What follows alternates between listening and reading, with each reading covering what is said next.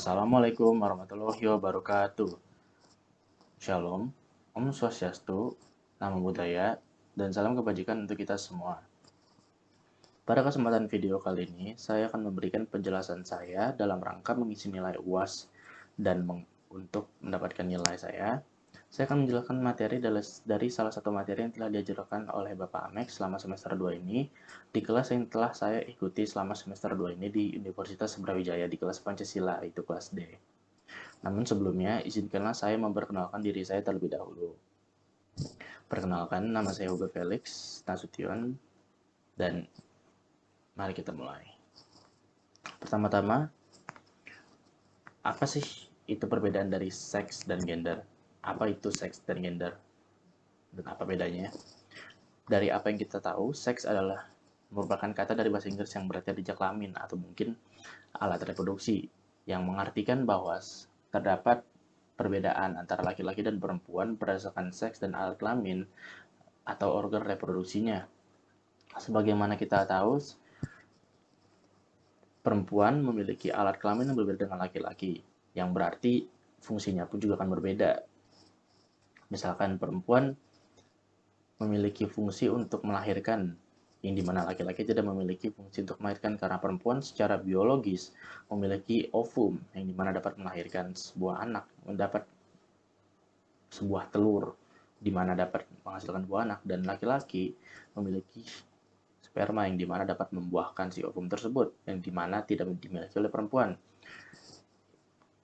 Seks itu sendiri juga tidak hanya berdasarkan alat kelamin, namun juga itu dapat postur tubuh dan hal lainnya yang berkaitan dengan organ reproduksi, yang berarti jika adanya perbedaan itu tidak dapat menjadi sebuah masalah di antara kalangan masyarakat. Namun yang menjadi masalah adalah nanti akan kita bahas di gender. Sebelumnya, mari kita cari tahu dulu apa itu si gender. Gender itu adalah sebuah perbedaan antara laki-laki dan perempuan, namun tidak ada hubungannya dengan organ reproduksi. Yang dalam arti di sini adalah sebuah kemampuan potensial atau mungkin sebuah hal yang dapat membedakan antara laki-laki dan perempuan yang hanya dipandang sebelah. Maksud yang dipandang sebelah adalah perbedaan gender antara laki-laki dan perempuan. Contohnya, seperti yang kita ketahui, setiap keluarga mayoritas ayah adalah sebuah tulang punggung keluarga, dan ibu adalah sebagai ibu rumah tangga. Itu adalah mayoritas. Nah, dapat kita ketahui dari sini bahwa gender dari seorang laki-laki mayoritas adalah sebuah tulang punggung keluarga, dan gender dari ibu rumah tangga adalah perempuan. Yang berarti di sini terdapat perbedaan antara laki-laki dan perempuan. Walaupun terdapat beberapa keluarga yang dimana ibunya sebagai tulang punggung keluarga dan ayahnya yang tidak menjadi tulang punggung keluarga atau memiliki masalah lain. Perbedaan gender juga tidak hanya didasarkan dalam tulang punggung keluarga atau dalam mencari nafkah atau dalam keluarga, namun juga dalam berbagai hal. Misalkan dalam menggunakan benda-benda keseharian seperti make up, yang dimana mayoritas perempuan dapat sering menggunakannya, namun ketika laki-laki menggunakannya akan menjadi suatu hal yang baru atau menjadi suatu hal yang tidak biasa, dan itu akan terjadi perbedaan gender, yang berarti make up tersebut dapat digunakan baik oleh laki-laki ataupun perempuan, atau misalkan hal lain dalam melakukan pekerjaan yang berat, seperti misalkan melakukan pekerjaan rumah.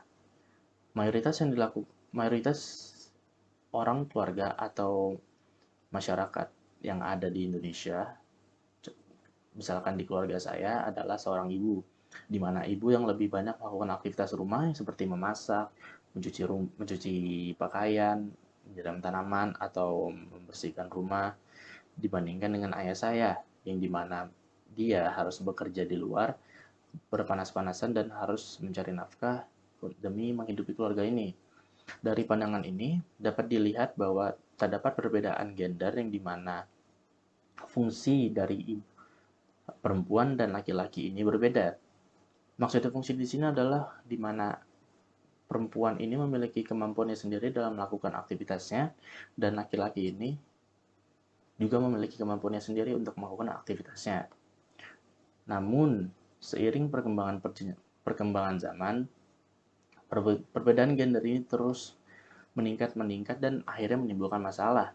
Masalah yang ditimbulkan ini tidak hanya sekedar masalah sepele yang dimana hanya membeda-bedakan gender seperti biasa karena fungsinya dan kemampuannya yang berbeda karena berdasarkan gender. Cuman masalah yang menjadi fenomenal saat ini adalah di mana terjadinya ketidaksetaraan gender antara laki-laki dan perempuan. Seperti yang dapat kita ketahui, yang secara umum adalah ketidaksetaraan perempuan dan laki-laki dalam dunia kerja.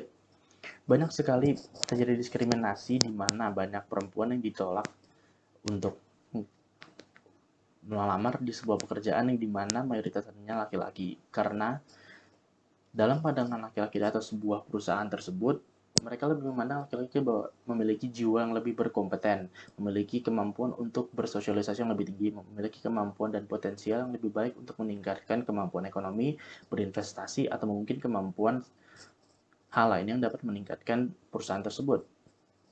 Namun, karena terjadinya perbedaan tersebut, banyak sekali perempuan-perempuan yang memiliki potensial yang sama atau memiliki kemampuan yang sama yang menjadi terdiskriminasi oleh karena hal tersebut, yang seharusnya mereka pun dapat bersaing dengan kemampuan yang sama, dengan kesempatan yang sama dengan laki-laki yang melamar yang lain.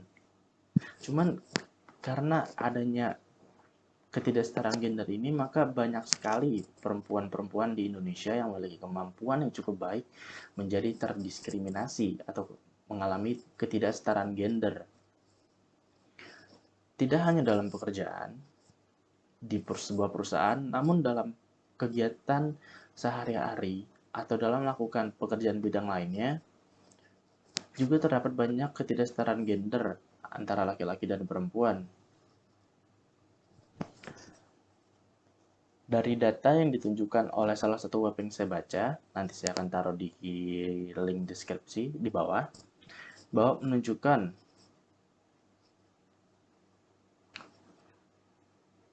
bahwa keterlibatan perempuan dalam melakukan pekerjaan hanya mencapai 51% dibandingkan laki-laki yang mencapai 80%. Dalam ini dapat kita lihat bahwa keterlibatan perempuan dalam melakukan pekerjaan ini masih sangat rendah karena banyak sekali bentuk diskriminasi atau ketidaksetaraan gender yang terjadi di Indonesia yang hanya dipandang sebelah mata, yang menyebabkan terjadinya diskriminasi atau terjadinya perpecahan atau bahkan terjadinya meningkatnya tingkat kemiskinan di Indonesia. Mengapa bisa jadi mengarah ke arah tingkat kemiskinan? Mengapa bisa ke arah perpecahan? Karena hal ini berhubungan dengan bidang ekonomi. Dengan terjadinya ketidaksetaraan gender, dengan mereka memiliki keterlibatan yang rendah dalam bekerja, para perempuan-perempuan ini menjadi lebih banyak menganggur atau tidak memiliki pekerjaan di rumahnya atau di luar, yang berarti mereka tidak memiliki hal untuk dilakukan untuk mendapat mencari nafkah. Dengan hal itu berpotensi untuk meningkatkan mereka dalam mereka mencari banyak hal atau kegiatan-kegiatan yang menurut mereka seru, namun tidak berpenghasilan. Dengan faktanya, banyak sekali perempuan-perempuan yang tidak memiliki pekerjaan atau yang mendapatkan diskriminasi seperti tadi, atau bahkan yang tidak memiliki kesempatan yang sama untuk bekerja, menjadi menganggur. Dan ketika mereka menganggur, tentu akan berpotensi meningkatkan tingkat kemiskinan atau pengangguran di Indonesia. Dan tentunya itu akan menjadi masalah nasional ketika tingkat kemiskinan dan pengangguran tersebut akan semakin tinggi. Nah,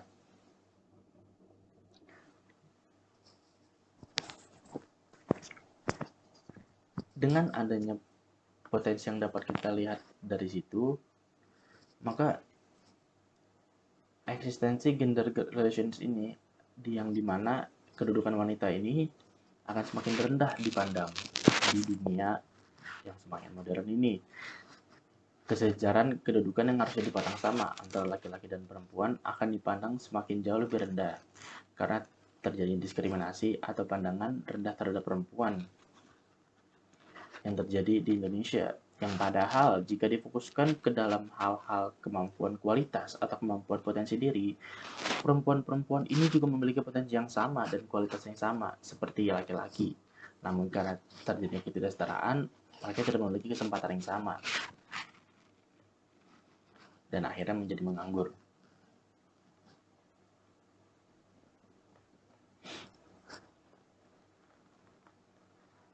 Namun yang menjadi masalah utama yang akan saya bahas dari sini adalah potensi yang akan terjadi jika terjadinya ketidaksetaraan yang terus-menerus di Indonesia terhadap perempuan. Satu hal yang akan terjadi tentunya adalah diskriminasi. Namun dari adanya diskriminasi terhadap perempuan tersebut akan menimbulkan banyak-banyak masalah lain yang kemungkinan akan menyebabkan para perempuan di Indonesia akan semakin jatuh atau semakin direndahkan di Indonesia. Seperti yang dapat kita ketahui, banyak sekali terjadi pelecehan-pelecehan perempuan yang di bawah umur atau mungkin antara umur 15 sampai dengan 64 yang tidak memiliki pekerjaan, atau mungkin dari mereka yang karena tidak memiliki pekerjaan akhirnya mereka bekerja untuk mendapatkan duit dengan rela menjual badannya. Dalam arti menjual badannya tidak memotong dirinya lalu dijual, tapi di sini adalah mereka menggunakan badan mereka untuk digunakan oleh laki-laki lain dan digunakannya dengan sepuasnya lalu akan dibayarkan. Dalam hal ini, banyak sekali kasus-kasus yang terjadi di Indonesia, terutama pada kisaran umur 15-64%, yang berarti terjadi pelecehan yang seharusnya tidak terjadi di Indonesia. Dan karena dilihat dari satu masalah itu, akibat diskriminasi tadi, maka dari hanya satu masalah itu, terdapat potensi terjadinya banyak pengangguran di Indonesia. Mengapa bisa jadi pengangguran lagi? Karena dengan mereka dalam usia dini, dalam usia 15-64 tahun yang telah terjadi pelecehan atau menjual dirinya, berpotensi untuk memiliki anak di luar nikah. Nah, mereka yang tidak memiliki suami atau memiliki sebuah tanggungan atau tulang punggung keluarga dan memiliki anak, tentu akan memiliki resiko yang jauh lebih berat untuk membesarkan anaknya atau mendidik anaknya atau bahkan mengandung anaknya selama 9 bulan karena biaya yang akan dikeluarkannya pun akan sangat banyak untuk mengurus anaknya. Mulai dari makanan yang dia harus jaga, mulai dari kesehariannya, mulai dari aktivitas-aktivitasnya, dan mulai dari lingkungan sekitar yang dapat menyebabkan psikologis mereka berubah.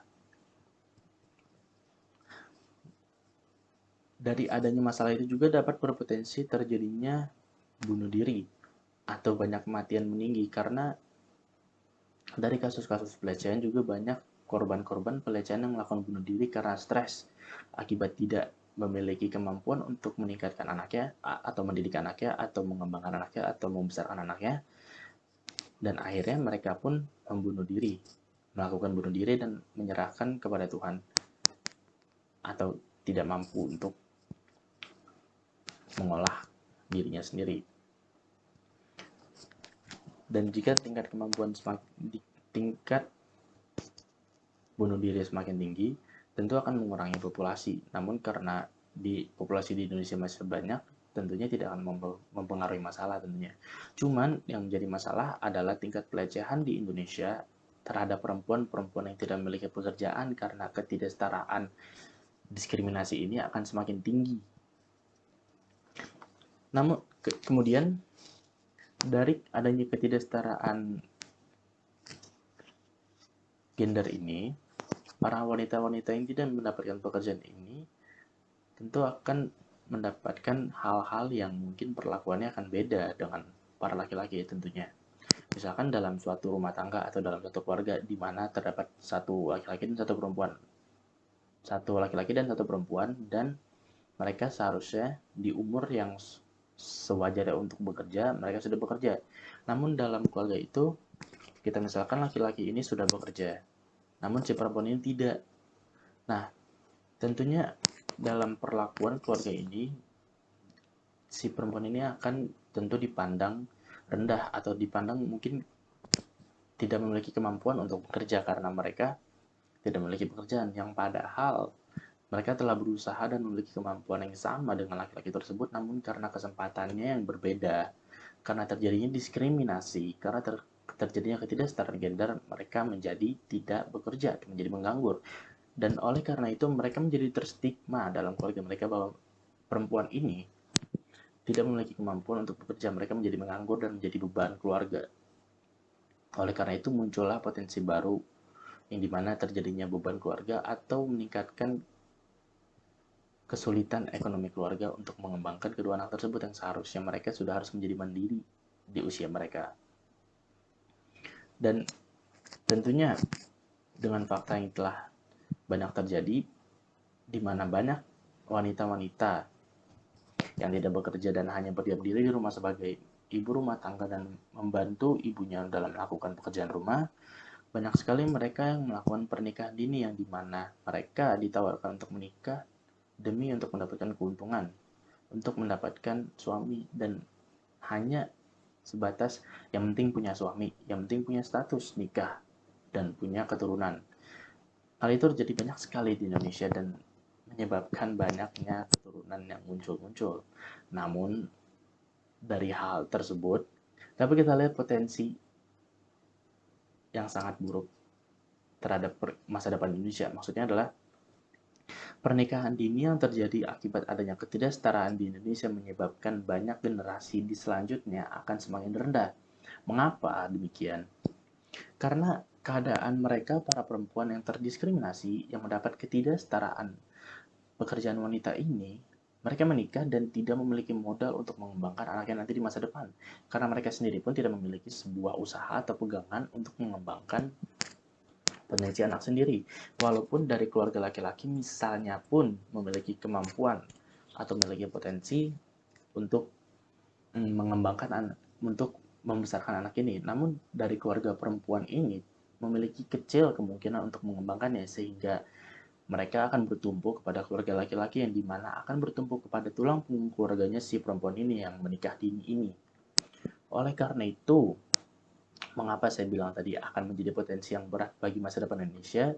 Karena jika mereka terlahir dari keluarga yang kurang bercukupan atau mungkin yang berkecukupan namun sulit untuk berkembang, itu berpotensi atau memiliki kemungkinan bahwa anaknya itu akan lebih banyak tinggal di rumah dan melakukan pekerjaan di rumah karena mungkin kesulitan dalam melakukan kegiatan yang dimana pada umumnya anak umumnya lakukan. Seperti misalnya mereka yang kurang berkompeten atau tidak memiliki kemampuan yang sama, mereka akan menjadi tidak sekolah. Mereka akan menjadi menganggur juga seperti ibunya untuk melakukan pekerjaan-pekerjaan di rumah karena mereka tidak memiliki kemampuan ekonomi atau tidak mampu untuk membayarkan anaknya untuk sekolah. Baik, tidak terlalu untuk menuju sekolah, jangankan untuk sekolah. Ketika mereka bayi pun, jika mereka tidak memiliki kemampuan untuk membesarkan anak dan untuk memberikan asuhan kepada anaknya, itu akan memberikan potensi kepada anaknya gizi yang kurang baik, yang dimana dapat memperburuk keadaan anak tersebut. Dengan keadaan anak yang kurang bergizi, tentunya akan memberikan potensi kepada anaknya lagi untuk menimbulkan kecacatan atau mungkin ketidaksempurnaan atau mungkin ketidakkecukupan atau mungkin kurang baik dalam memenuhi kegiatan nanti di masa depan. Karena dengan apa yang kita lihat banyak sekali perusahaan-perusahaan atau hal-hal yang untuk dapat meningkatkan kemampuan ekonomi yang dilihat secara fisik. Dengan apa yang telah kita lihat, banyak sekali bentuk diskriminasi terhadap orang-orang yang difabilitas karena terjadinya atau kecacatan oleh orang tersebut. Oleh karena itu, potensi tersebut sebaiknya dihindari untuk tidak memiliki sebuah pernikahan dini. Sebaiknya pun untuk mencegah hal tersebut, sebaiknya melakukan hal-hal yang dapat meningkatkan potensi ekonomi dan meningkatkan pendapatan di keluarga mereka sebelum mereka melakukan pernikahan dini, agar mereka memiliki sebuah gambaran, memiliki sebuah pegangan, memiliki sebuah tabungan, memiliki sebuah hal yang dapat menjamin anak mereka di masa depan untuk menjadikan mereka dan anak mereka, dan anak cucu mereka, dan nanti keturunan-keturunan mereka menjadi jauh lebih baik.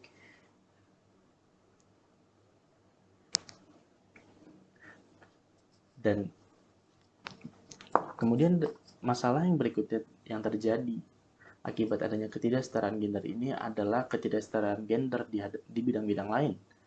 Tidak hanya dalam bidang keluarga, namun juga dalam bidang pendidikan, kesehatan, dan pekerjaan. Seperti tadi saya bilang, terjadinya diskriminasi terhadap bidang pekerjaan. Nah, ini terjadi dalam bidang-bidang juga dalam bidang pendidikan, kesehatan, pekerjaan, dan lain-lain. Contohnya misalkan ke dalam sekolah. Terdapat beberapa sekolah juga yang tidak menerima guru-guru perempuan atau mungkin tidak memiliki kemampuan yang pas bagi perempuan-perempuan karena mereka melihat bahwa laki-laki memiliki kompeten dan jiwa mengajar lebih baik dibandingkan perempuan. Tidak hanya seperti itu, tidak hanya dalam bidang pekerjaan, namun juga terjadi dalam bidang kesehatan dan dalam bidang-bidang lainnya, termasuk dalam bidang politik.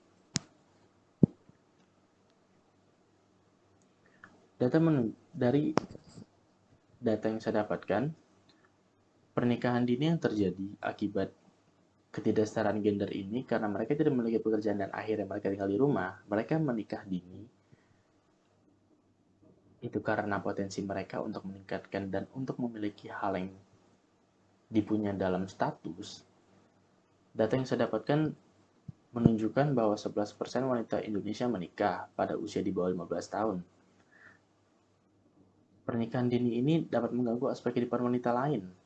Contohnya seperti ibunya, atau neneknya, atau keluarga lainnya, atau teman-teman yang perempuan lain, karena dapat mengganggu fleksibilitas dalam melakukan mobilitas ekonomi ataupun dalam mobilitas sosial. Apa maksudnya ini? Yang berarti terdapat sebuah diskriminasi, akan muncul sebuah stigma, akan muncul sebuah pemikiran bahwa pernikahan dini ini menjadi suatu hal yang buruk bagi mereka karena mereka akan dipandang rendah, mereka akan dipandang jijik, jorok, kotor karena mereka tidak memiliki kemampuan dalam bekerja, mereka tidak memiliki kemampuan dalam berkompeten, mereka tidak memiliki kesempatan yang sama dalam melakukan pekerjaan dan mereka akan dipandang rendah dalam keluarga-keluarganya.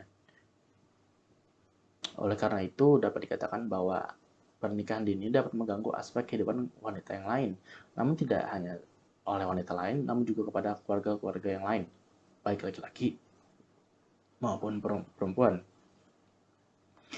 Hal ini berhubungan dengan Pancasila, yang seharusnya dalam Pancasila ketiga itu adalah Persatuan Indonesia,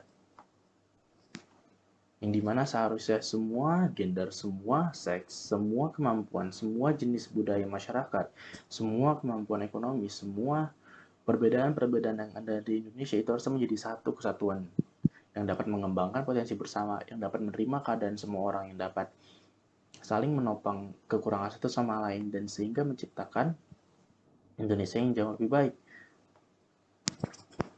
Namun, apa yang telah kita lihat tadi, apa yang tadi telah saya terangkan, faktanya itu masih sangat rendah untuk dapat menimbulkan atau dapat menciptakan persatuan Indonesia yang dimana kita semua seharusnya bersatu. Karena banyak sekali bentuk diskriminasi atau ketidaksetaraan hak asasi manusia, terutama yang saat ini adalah ketidaksetaraan gender perempuan yang terjadi di Indonesia, yang menyebabkan terjadinya banyak masalah-masalah lain yang muncul akibat hal ini. Tentu semua negara menginginkan negaranya untuk memiliki kemampuan ekonomi yang tinggi, untuk menginginkan produktivitas yang tinggi, tenaga kerja yang tinggi, pendapatan yang tinggi, baik dalam hal ekonomi, baik dalam hal sosial, dan hal lainnya, dan tidak memandang background atau latar belakang setiap pekerja-pekerjanya. Namun di Indonesia sendiri masih banyak sekali terjadi ketidaksetaraan gender dan ketidaksetaraan hak asasi manusia. Hanya karena memandang sebuah gender, perempuan itu tidak memiliki kemampuan yang sama dengan laki-laki, dipandang rendah dan hanya memiliki pandangan bahwa perempuan ini sebaiknya lebih baik bekerja di belakang, atau mungkin tidak melakukan pekerjaan yang seharusnya laki-laki kerjakan karena dianggap tidak mampu. oleh laki-laki ini. Oleh karena itu, kesimpulan yang dapat saya ambil di sini adalah di Indonesia masih banyak sekali bentuk ketidaksetaraan atau diskriminasi terhadap perempuan untuk melakukan pekerjaan di Indonesia. Karena dipandang rendah dalam hal gender. Mereka dipandang rendah karena mereka dianggap tidak mampu, mereka tidak berkompeten, sehingga dari adanya diskriminasi tersebut menyebabkan banyak sekali masalah-masalah yang muncul. Seperti terjadi diskriminasi, pengangguran, tingkat kematian tinggi, pernikahan dini, pelecehan yang tinggi, dan lain-lain. Yang seharusnya dalam Pancasila sendiri diajarkan bahwa kita seharusnya sebagai masyarakat Indonesia harus bersatu. Kita harus bisa untuk menopang satu sama lain, kita harus berusaha menolong satu sama lain, kita harus tidak memandang latar belakang seseorang, tapi kita melihat apa yang mereka bisa lakukan, apa yang mereka dapat lakukan, apa yang dapat mereka kembangkan, mereka tunjukkan dengan tidak memandang latar belakangnya. Yang berarti dengan jika mereka menunjukkan kemampuan mereka tersebut dan kita juga menunjukkan kemampuan kita tersebut, kita sama-sama dapat mengembangkan kemampuan kita bersama, baik dalam aspek ekonomi, baik dalam aspek pekerjaan, ataupun dalam aspek hukum, atau bahkan dapat meningkatkan pendapatan negara jika kita dapat bekerja sama dalam bidang sektor ekonomi ataupun sektor pemerintahan jika dapat kebijakan-kebijakan yang baik dan dapat mendukung pemerintahan dan tingkat ekonomi di Indonesia. Dan tentunya dalam pandangan Pancasila juga dalam sila yang kelima yaitu keadilan sosial bagi seluruh rakyat Indonesia, seharusnya ini dapat diterapkan kepada seluruh masyarakat Indonesia dalam hal seks dan gender ini. Karena di mana seharusnya setiap masyarakat, baik itu perempuan, laki-laki, transgender, gay, bi, seksual, atau hal-hal lainnya yang terdapat di Indonesia, walaupun sebenarnya di Indonesia sendiri itu masih masih keras ajarannya untuk terhadap hal LGBT. Namun maksud saya tujuannya di sini adalah jika terdapat perbedaan-perbedaan di Indonesia yang dimana mereka mendapatkan diskriminasi oleh karena perbedaan tersebut, mereka seharusnya tetap berusaha untuk mengembangkan diri mereka. Mereka tidak mendapatkan diskriminasi dan harusnya masyarakat Indonesia pun juga berusaha untuk melihat mereka sebagai orang yang normal, yang dimana mereka dapat berkompeten dengan kesempatan yang sama, mereka dapat berjuang dengan hal yang sama, mereka dapat meningkatkan kemampuan mereka dengan yang sama, dengan kesempatan yang sama dengan masyarakat Indonesia lainnya. Tidak hanya dalam pandangan-pandangan pemikiran, namun juga dalam hal fisik.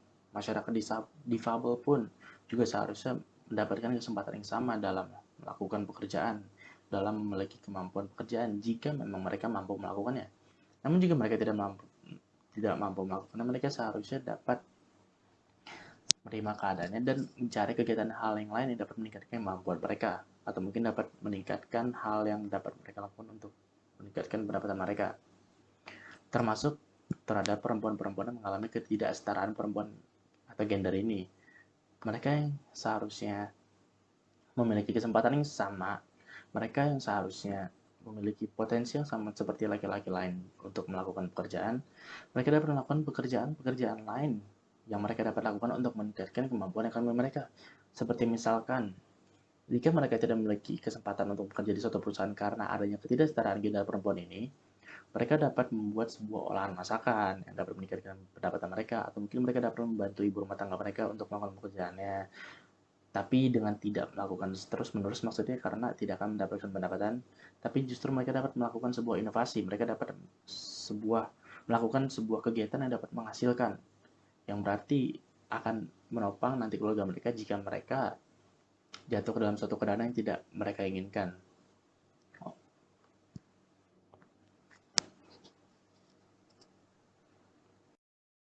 Dan kita sebagai masyarakat biasa pun, kita sebagai masyarakat yang normal dan sebagai masyarakat yang pada umumnya, kita juga tidak harus melakukan perbedaan hak asasi manusia ini atau tidak membeda-bedakan antara manusia satu dengan manusia yang lain. Kita tidak berusaha untuk menjelekkan perbedaan yang ada di sekitar kita. Kita tidak berusaha untuk merendahkan orang lain, tapi justru kita seharusnya saling menopang, kita saling membantu, kita saling memberitahu, kita saling mengingatkan, kita saling berusaha untuk berkembang bersama menjadi satu yang lebih baik, satu Indonesia. Baik dalam satu generasi ataupun antar generasi, karena hal ini akan menjadi suatu kepaduan di mana banyak generasi di Indonesia yang telah lahir, dan jika kita bersatu pun kita akan menjadi satu kesatuan yang kuat. Saya rasa sekian yang dapat saya sampaikan mengenai seks dan gender dan masalah-masalah yang dapat saya sampaikan hanya sebagai berikut. Kurang lebihnya saya mohon maaf jika terdapat kata-kata atau kalimat yang tidak berkenan bagi kalian para penonton. Saya mohon maaf sebesar-besarnya. Saya Hugo Felix, kelas Pancasila D, mengundurkan diri, dan sekian. Terima kasih.